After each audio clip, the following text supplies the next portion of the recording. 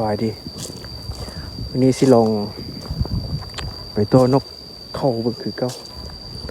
แต่ว่ามื้อนี้มาตอนเช้า10 โมงเช้าลองเบิ่งว่ามันสิเข้าบ่ตอนเช้านี่เพราะว่าของต่อแต่ละมื้อนี่มันต่อตอนแลง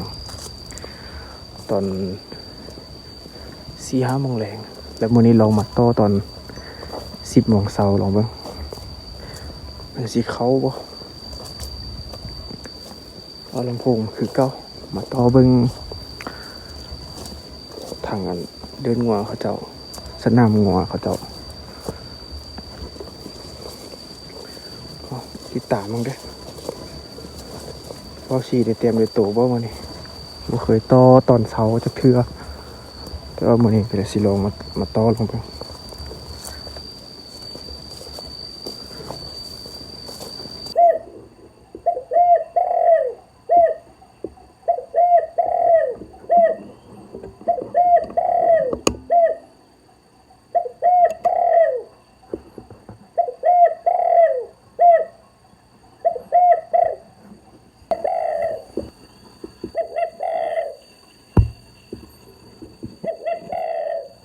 มาไหวดีครับมาไหวแต่ว่าบ่เข้ามาใกล้ไกลโหดสิยิงก็คือว่าไกลเด้อวะ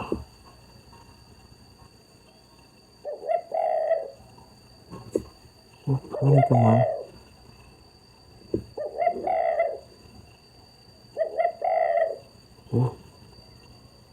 โอ้ตัวขึ้นมาไกลกว่าแต่บ่เห็นตัวนี้เนี่ยมาโดนแล้วแต่ว่าบ่เข้ามาไกลแต่ว่าระยะมันไกลเกินลมก็ปานนั้นยิงก็ยันไล่นกละลานะมีตัวนึงมาคันอยู่ไกลๆนี่แหละเดี๋ยวหาเบิ่งตัวนี้กันตัวนี้มาเข้าอยู่แบบนี้พี่กล้องโฟกัสบ่เนาะ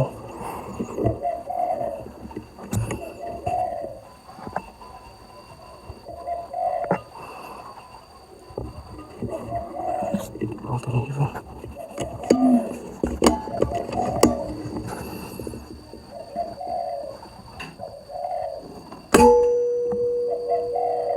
โอเคตก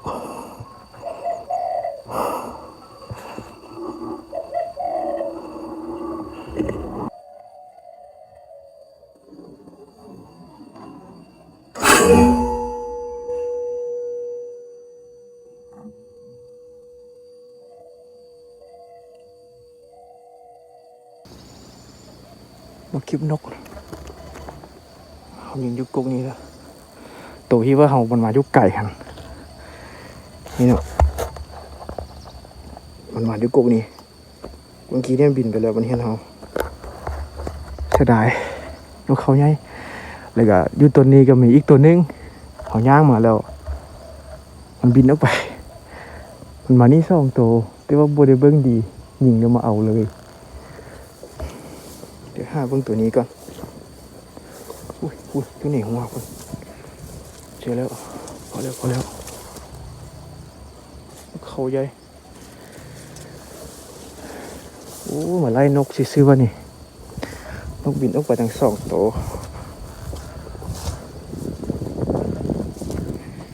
เดี๋ยวเก็บนกก่อน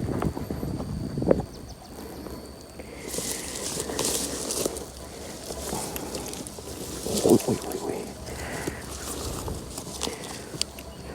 ไปเต็มแรกข้อมือนี้เสียดายนะมันเข้ามาตั้ง2 ตัว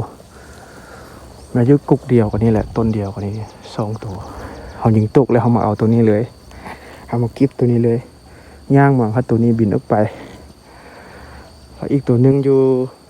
ตัวหอซองเบิ้งที่ว่ามันไก่มันก็บินไปแล้ววะนี่มาไล่นกซื่อๆเอาลงต่อเบิ้งต่อไปอีกเบิ้งมันสิกลับมาบ่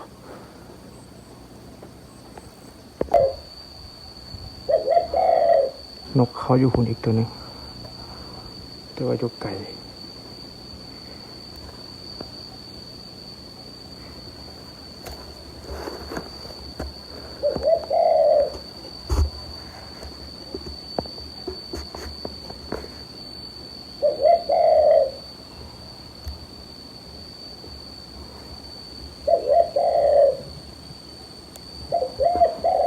าเบิ่งว่ามันสิเข้ามาบ่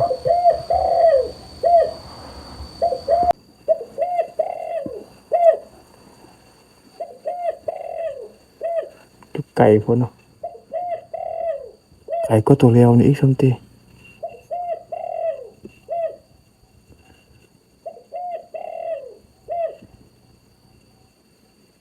ยิงก็ยังบ่ถึกมันไก่โพดมีแต่สิท้ามันเข้าเอาหม้อคนนี้ลงเบิ่งยานแต่มันบ่เข้ามานี่แหละเพราะมันเห็นเฮาแล้วนะ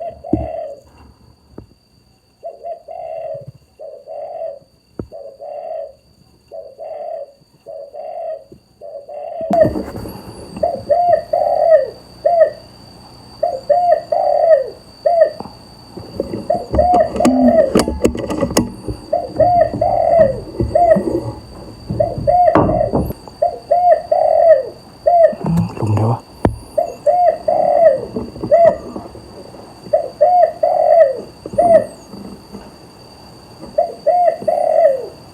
โอ้ลุมจัง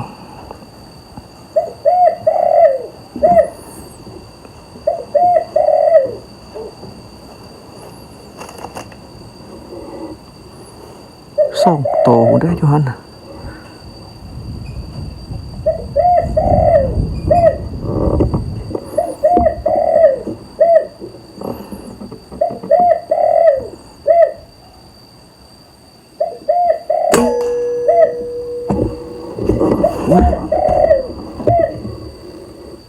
ว้าวบ่ตายเซ้ยมันไกลแท้พอ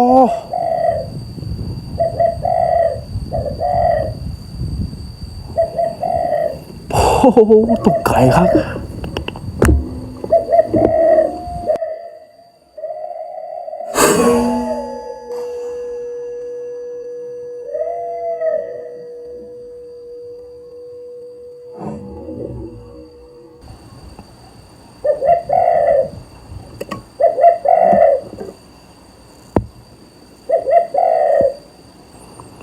เอาซะบ่เนาะตัวนี้ก็ได้ไก่โพดเว้ยลมก็บ่นั่นก็สิยิงก็ได้บ่มาจักเทื่อจับบ่ดินบ่ตีนอยู่เทื่อตัวนั้นตัวอื่นไปมันก็บ่ไปที่บ่เข้ามายิงเมื่อกี้นี่ก็บ่ตกซ้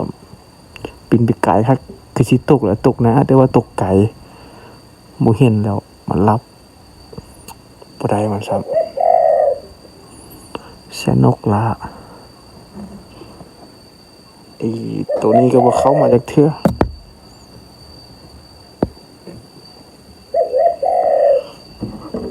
จับอยู่ไกลครับถ้าเบิ่งอีก5 นาทีหรือว่า10 นาทีบ่เข้ามาแล้วสิลงยิงลงเบิ่งเพื่อโดดลายออก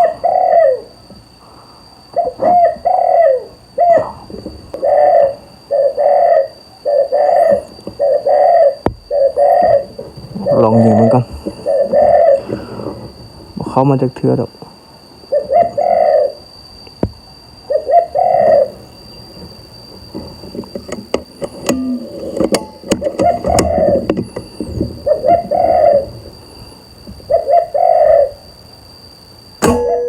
โอ้ตายซับ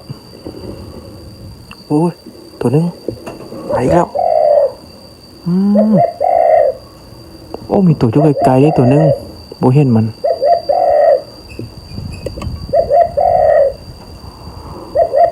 โอ้ลายนกอีกแล้ว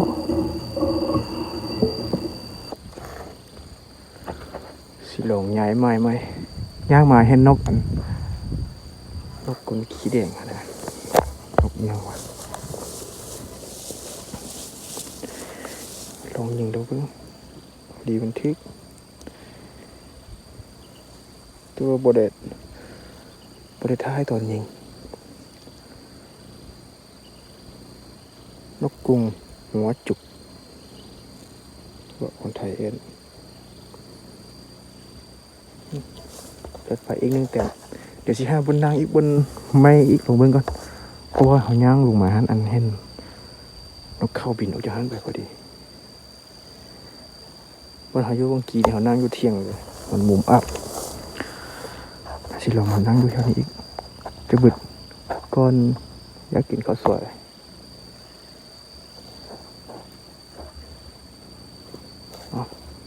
ไปหาบนนั่งก่อน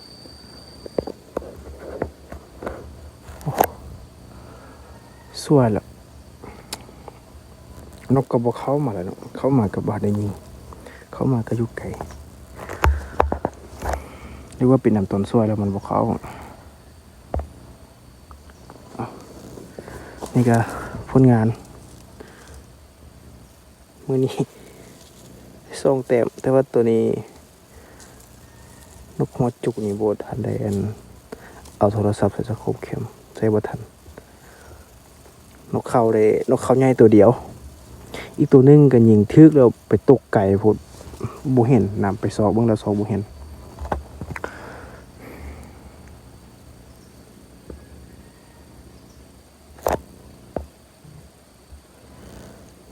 สิกลับไปกินข้าวก่อนสวยแล้วตอนนี้ก็12:30แล้ว